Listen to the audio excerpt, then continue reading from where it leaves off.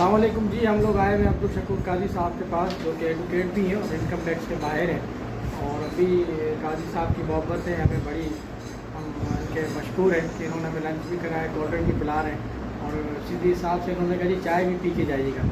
तो चलें जी काजी साहब से पूछते हैं कि इनकम टैक्स के बारे में क्या फ्यूचर है और पाकिस्तान में इनकम टैक्स को कैसे करें, क्योंकि बाहर ममालिक में ये है कि जिसका CNIC नंबर होता है वही NTN नंबर होता है। यहाँ हमारे पास डबल क्यों है कि CNIC नंबर है, हम हर चीज़ ले रहे हैं, उस पर भी टैक्स दे रहे हैं, फिर हम फाइलर अलग से बने, अलग से NTN नंबर इशू कराएं, अलग से टैक्स दें। ये क्या समझ में नहीं आता, बाहर चेंज है यहाँ चेंज क्यों नहीं है। तो जी ये हम काजी साहब से पूछते हैं।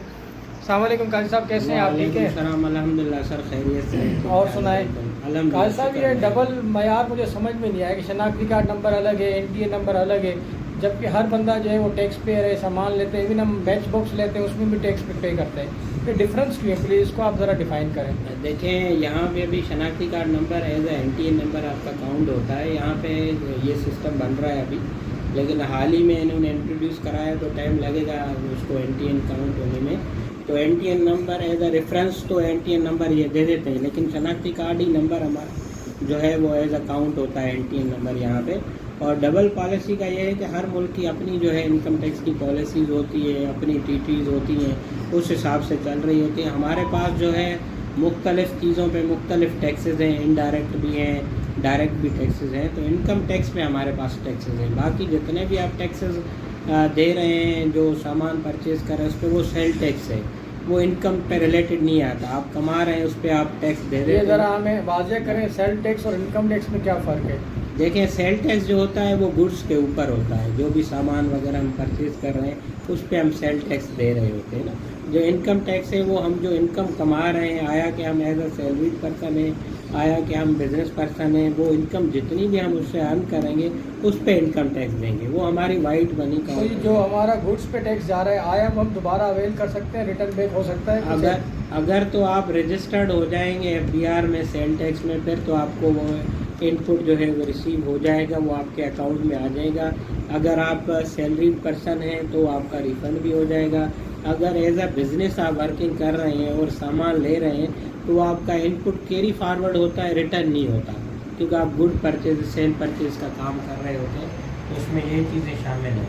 लेकिन हमने सुना है कि वो रिटर्न के मामला बहुत टिपिकल इन्होंने पाकिस्तान में थोड़े से हैं, डिफ़िकल्ट हैं, लेकिन अब अगर आपके पास एविडेंस प्रूफ जो है सारे मौजूद हैं तो उस पर हो जाता है, इसमें कोई कॉम्प्लिकेशन नहीं है, तो आराम से वो रिफ़ंड दे रहे हैं अभी। अच्छा, हमारी न्यू जनरेशन पाकिस्तान सिंध के लोगों, कराची के लोगों के लिए जो स्टूडेंट्स हैं, उनके लिए आप क्या कोई ऐसा आप कोई बनाना चाह रहे हैं कि उनको ट्रेनिंग दें जो कि बिल्कुल माइनर चार्जेस पे हों और हमारी नस्ल के लिए भी काम करें? कुछ ऐसा प्रोग्राम है आपके जहन में? देखिए, हम तो स्टूडेंट जो भी हैं, लॉ के स्टूडेंट्स हैं, उनको फ्री ऑफ कॉस्ट जो है ट्रेनिंग देने के लिए राज़ी हैं। हमारे पास काफ़ी इंटर्नी भी आ रहे हैं जो सीख रहे हैं यहाँ पे टैक्सेशन का काम। असल में है इंटरेस्ट, जिस भी स्टूडेंट का इसमें इंटरेस्ट है और BCom से रिलेटेड है, जिसका अकाउंटेबिलिटी में जो है थोड़ा सा वर्क हुआ है, तो इसको बआसानी सीख सकेगा। जो अकाउंट से रिलेटेड नहीं है, जो बाकी जो लोग आ रहे हैं ये कॉमर्स करके और जो है साइंस में करके BA आ रहे हैं, उनके लिए थोड़ा सा डिफ़िकल्ट है, लेकिन अगर वो एज अ इंटरेस्ट इस फील्ड को लेंगे तो इंशाल्लाह वो भी टैक्सेशन समझ तो बेहतर क्या है, बंदा LLB करके आए या कॉमर्स वाला आइए? ये देखिए, टैक्सेशन में अगर BCom करके आ रहा है वो भी चल जाएगा, क्योंकि इसके लिए LLB नहीं है। आप अगर कॉमर्स से रिलेटेड हैं तो आप टैक्सेशन ज्वाइन कर सकते हैं फील्ड, क्योंकि ये अकाउंटेबिलिटी की फील्ड है। लेकिन सुना है कि अगर आप LLB होल्डर हैं और आप रजिस्टर्ड एडवोकेट हैं तो उसका ज़्यादा बेनिफिट हो जाता है आपको लिटिगेशन वगैरह में, केसेस को चलाने में। अगर आप LLB हैं तो उसमें ज़्यादा बेनिफिट्स मिल जाते हैं आपको। तो अभी आपने अपना कोई सेंटर ऐसा बनाया है जिसमें आप ट्रेनिंग दे सकें? बिल्कुल, हमने जो है ना सेंट्रल लर्निंग ऑफ एक्सीलेंस साथ में बनाया हुआ है, जिसमें हम ये टैक्सेशन से रिलेटेड और लीगल से रिलेटेड प्रैक्टिस दे रहे हैं बच्चों को। तो इसमें इंशाल्लाह हमने वेबसाइट भी उसकी इंट्रोड्यूस करवाई है, काफ़ी सारे उसके जो एडवर्टाइजमेंट भी चला रहे हैं। तो जो भी स्टूडेंट इसमें आना चाहे मोस्ट वेलकम।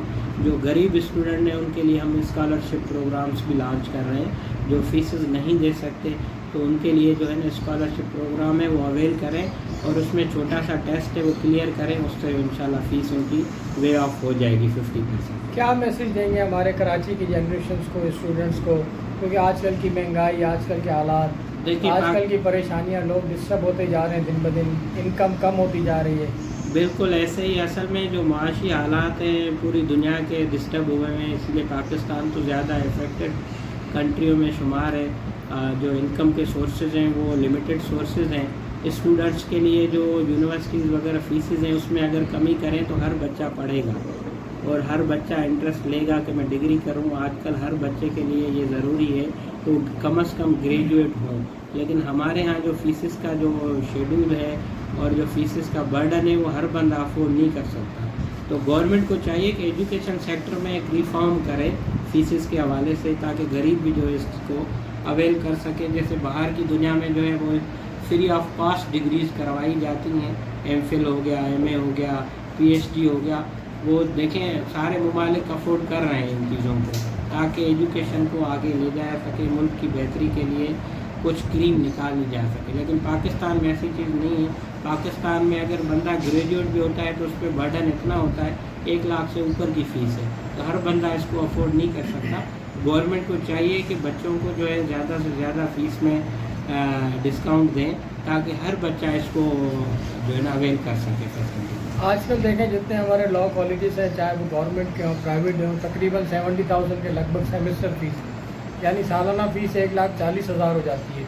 और 1,40,000 और चाहिए कि बंदा डेली बाइक पे बस पे जाएगा आएगा, एग्जामिनेशन है, इनरोलमेंट है, मिड टर्म है, ये कैसे सर्वाइवल होगी, इसका हल क्या होगा? आपको मैसेज देंगे हमारे प्यारे पाकिस्तान के लोगों को?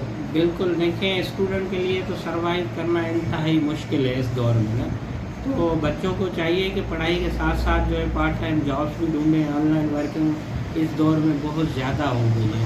सर्च इंजन ऑप्टिमाइजेशन है, गूगल पे जो एड्स वगैरह लगाने की जॉब्स हैं, पार्ट टाइम वो वर्किंग करें, अपने आप को वेस्ट न करें। स्टडी के साथ पार्ट टाइम वर्किंग करेंगे तो उनके जो एक्सपेंसेस हैं वो निकल आएंगे, कुछ उनको रिलीफ मिल सकेगा। स्टूडेंट को चाहिए कि ऐसी जॉब्स जो है ढूंढें। जंग अखबार जो ई पेपर आजकल है आसानी से मिल जाता है इंटरनेट पे। बहुत सारे ऐसे चैनल्स हैं जिनको सर्च करें, डेटा एंट्री की जॉब्स हैं, गूगल पेज की जॉब्स हैं, वो करेंगे इंशाल्लाह ताला उनको काफ़ी रिलीफ जो है ना मिल जाएगा। बहुत शुक्रिया काजी साहब, आपसे मिलकर बहुत खुशी हुई। आप अपना नंबर एक दफ़ा रिपीट कर दें, मोबाइल नंबर। मोबाइल नंबर मेरा 0333021909 है। जिस भी बच्चे को टैक्सेशन फील्ड ज्वाइन करनी है, सीखना चाहते हैं, मुझसे किसी भी टाइम रब्ता कर सकते हैं। हमारी वेबसाइट भी है www.ffblawpk.com, उस पर आ सकते हैं। हम बलोच कॉलोनी के साथ बैठे हुए हैं। इंशाल्लाह जिस किस्म को भी जो हेल्प चाहिए किसी भी टाइम हमसे कॉल करके रब्ता कर सकते हैं। जज़ाकल्लाह, थैंक यू काजी साहब। Thank you.